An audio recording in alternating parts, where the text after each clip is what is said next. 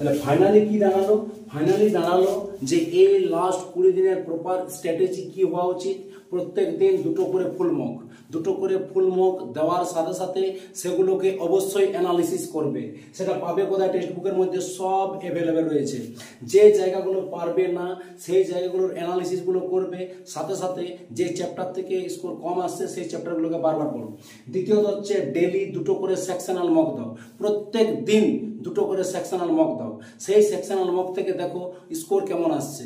যে sectional mock দেবে, ধরো ম্যাথ, জিকে, হিন্দি এবং যে রিজনিং আছে, ইংলিশ রয়েছে এখানে, তো এগুলো যেটাতে কম পাবে সেই জায়গাটাতে বেশি বেশি সেকশনাল মক দাও, সেই চ্যাপ্টারগুলোকে রিভিশন দাও এবং টেক্সট বুকে যতগুলো সেকশনাল মক আছে সবগুলোকে প্রয়োজনে শেষ করে দাও। তাহলে দেখবে স্কোরটা আলটিমেটলি তোমার পরীক্ষার শেষে তুমি লক্ষ্য করবে যে 130 প্লাস আরামসে হয়ে গেছে। তাহলে এই 20 দিনেও কিন্তু 135 নাম্বার তোলা সম্ভব প্রপার স্ট্র্যাটেজির সাথে যদি পড়াশোনা করো। তো সাবজেক্টগুলো যেগুলো বেশি পরিমাণে পড়বে, Indian economy, Indian polity, current affairs, static GK. জিকের মধ্যে এই 4টা পার্টকে খুব সুন্দরভাবে পড়ো। স্ট্যাটিক জিকের মধ্যে কি পড়বে?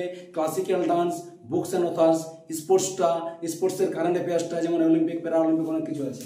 নেক্সট হচ্ছে কি ইংলিশ বা হিন্দি, রিজনিং এবং ম্যাথের percentage, simple interest, compound interest, মোট যে 10টা চ্যাপ্টার রয়েছে, প্রথম দিকে 10টা চ্যাপ্টার, সেই 10টা প্রফিট অ্যান্ড লস, লসাগু, time and work, pipe and cistern, time and distance, train, boat and stream, আর তারপরে তোমার চলে গেল 2D 3D মানে ইয়েটা মেনসুরেশনটা, তারপরে চলে আসছে লসাগু, টাইম অ্যান্ড ওয়ার্ক, ঠিক আছে, নল চৌবাচ্চা।